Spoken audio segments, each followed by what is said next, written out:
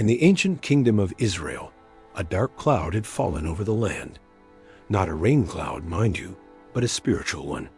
The king, Ahab, and his formidable wife Jezebel had turned their backs on the God of their ancestors.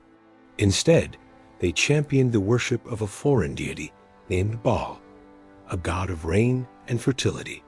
Lavish temples were built and rituals were performed, all in Baal's honor.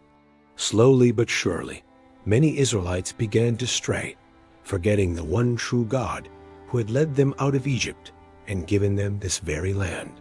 But in the midst of this widespread apostasy, one man stood firm. His name was Elijah, a rugged prophet from the mountains of Gilead. Elijah was a lone voice crying out in the wilderness, fiercely loyal to the Lord. He saw the spiritual decay and knew something had to be done. He couldn't just stand by while the nation he loved crumbled from within. The people needed a wake-up call, a dramatic, undeniable sign to remind them who was truly in charge. So Elijah did something incredibly bold. He marched straight to King Ahab and delivered a startling proclamation. He declared that by the word of the Lord, there would be no dew or rain in the land for the next few years, except at his word. Think about that for a second. He was directly challenging Baal, the supposed god of rain, on his own turf. It was a divine showdown in the making. And just as Elijah had prophesied, the heavens shut tight. A severe drought gripped the land. The streams dried up, the crops withered, and a devastating famine began to spread. The people who had prayed to Baal for rain received nothing but silence and sun-baked earth.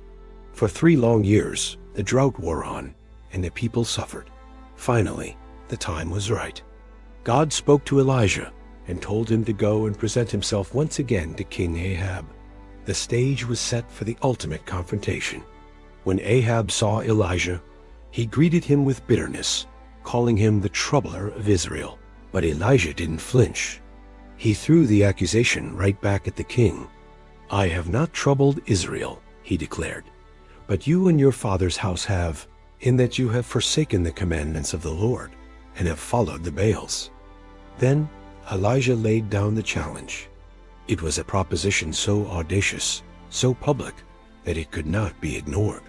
He told Ahab to gather all of Israel at Mount Carmel, and not just the people, but also the 450 prophets of Baal and the 400 prophets of the goddess Asherah, who were all supported by Queen Jezebel. This wasn't going to be a private debate. It was going to be a public spectacle, a definitive contest to settle the question once and for all. Who is the true God? Imagine the scene. A great multitude of people trekking up the slopes of Mount Carmel, a mountain ridge overlooking the Mediterranean Sea. The air is thick with anticipation and tension. Elijah stepped forward and addressed the crowd with a piercing question. "How long will you waver between 2 opinions? If the Lord is God, follow him. But if Baal is God, follow him." The people were silent. They were caught, uncertain, and their silence was telling. So Elijah proposed the test. He said, "Let's each take a bull. We'll prepare it for sacrifice, cut it into pieces, and lay it on the wood. But we will not light any fire. Then you call on the name of your God, and I will call on the name of the Lord. The God who answers by fire, he is God." The people all agreed. It was a fair test, an undeniable one. The prophets of Baal went first. They took their bull, prepared the altar, and began their ritual. From morning until noon, they cried out, "O Baal, answer us." They danced and leaped around the altar they had made. But there was nothing, no voice, no sound, no answer. Just the still, hot air and the silence of their powerless God. As midday approached, Elijah couldn't resist a bit of holy sarcasm. He began to mock them. "Shout louder," he taunted. "Surely he is a god.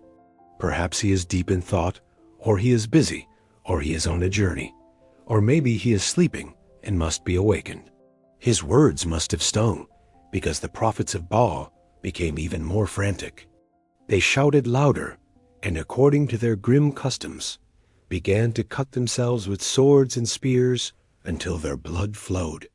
They raved and prophesied all afternoon, a desperate, chaotic scene, but it was all for nothing.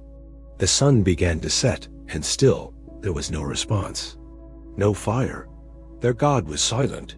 Then it was Elijah's turn. With a calm and deliberate authority, he called the people to come near him. The first thing he did was symbolic and powerful. He found the Lord's altar, which had been torn down and neglected, and he repaired it.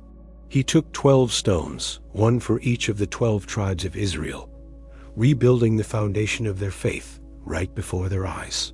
He arranged the wood, cut the bull in pieces, and laid it on the altar. But he wasn't done.